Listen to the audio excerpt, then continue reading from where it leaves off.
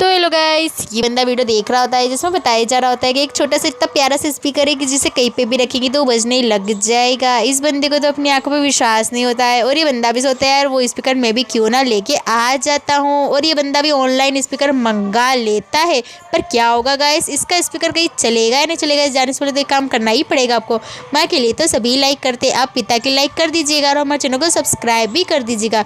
And comment में बता दीजिएगा अपने पिता से कितना प्यार करते हैं। नहीं बताया तो कोई बात नहीं, वैसे माता पिता से सभी ही प्यार करते हैं और इस प्रकार तो काम कर जाता है।